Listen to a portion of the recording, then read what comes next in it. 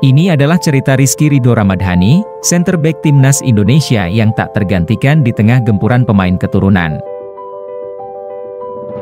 Pemain berusia 22 tahun ini bahkan menjadi kapten ketiga timnas senior setelah Asnawi Mangkualam dan Jordi Amat.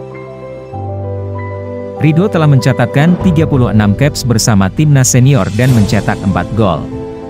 Statistik yang bukan kaleng-kaleng karena dibuktikan dengan konsistensi permainan yang luar biasa. Dalam setiap pertandingan timnas senior, formasi 3 back seringkali ada pergantian namun tidak dengan Rizky Ridho. Ia hampir selalu diberi kepercayaan menjadi starting mengisi satu slot dari skema 3 back yang dimainkan. Di level kelompok umur pemain Persija Jakarta ini telah mempunyai 38 caps mulai dari U19 hingga U23. Pencapaiannya yang paling tinggi adalah membawa timnas ke semifinal Piala Asia U23 hingga nyaris lolos ke Olimpiade Paris 2024. Melihat potensi Ridho yang begitu besar, rasanya orang berpikir apakah tidak ada kesempatan sama sekali untuk berkarir di luar negeri? Data statistik dan kualitas permainan jelas tidak diragukan lagi. Ridho mampu bersaing dengan pemain seperti Jordi Amat, Jay Itzes, Elkan Bagot, hingga Justin Hubner. Selain itu, ia juga mempunyai agensi pemain level up Asia yang pernah membawa Egy Maulana Fikri dan Witan Sulaiman berkarir di Eropa. Kita bisa melihat bahwa Ridho mempunyai kemampuan untuk build up serangan. Pada laga melawan Jordania U23 ini terlihat jelas kualitas Ridho untuk build up dan membantu timnas mencetak gol.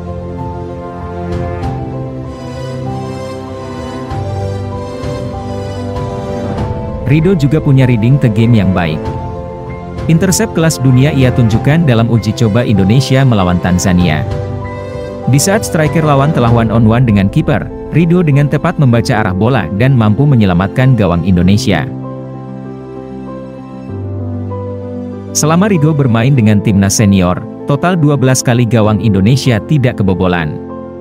Pemain satu ini juga punya kemampuan mencetak gol yang baik memanfaatkan skema bola mati. Di ajang kualifikasi Piala Dunia 2026, Ridho telah mencetak 3 gol dengan rincian 2 gol melawan Brunei dan 1 gol melawan Filipina.